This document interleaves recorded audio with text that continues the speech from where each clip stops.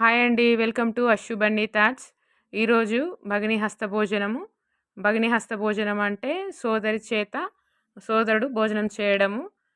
సోదరి వండిన వంటకాలనైతే సోదరుడు భోజనం చేయడము.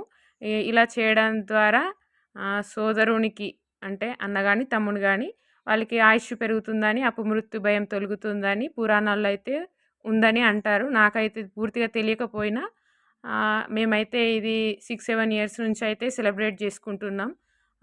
ఇలా చేయడం ద్వారా అయితే ఎవరికైతే నష్టం లేదు. మాకైతే ఇట్లా సెలబ్రేట్ చేసుకోవడం అయితే చాలా సంతోషంగా ఉంది. 5, 6 ఇయర్స్ నుంచి ప్రతి ఇయరు నేనైతే ఇట్లా మా తమ్ముడినైతే పిలుస్తున్నాను.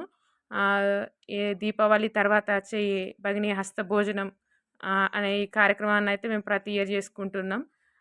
ఇలా చేయడం ద్వారా సోదరుడికి ఆయుష్షు పెరుగుతుందని, ప్రతి పనిలో విజయం సాధిస్తారనైతే ఒక నమ్మకమైతే ఉందంట. ఆ నమ్మకం పక్కకు పెడితే మేమైతే ఈరోజు ఒక రోజైతే మంచిగా సెలబ్రేట్ చేసుకోవడానికైతే మంచి ఈవెంట్ అని నేను అనుకుంటున్నా.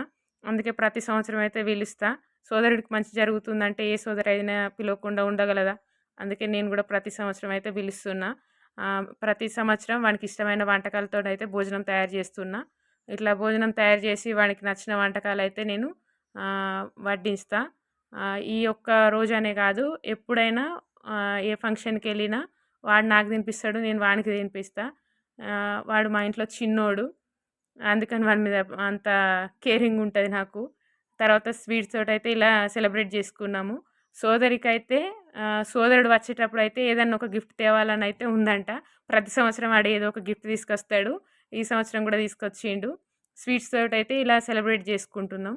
ఒకరికొకరం అయితే తినిపించుకున్నాము. మా శుభన్న అయితే స్కూల్‌కెళ్ళడం వల్ల ఈరోజైతే లేరు. వాళ్ళుంటే చాలా హడావిడిగా ఉంటది ఇల్లంతా. మీరు గూడా మీ సోదరుడినైతే ఆహ్, ఈ సంవత్సరం కాకపోయినా, ఆ సంవత్సరమైనా పిలవండి. Thank you. Thank you for watching.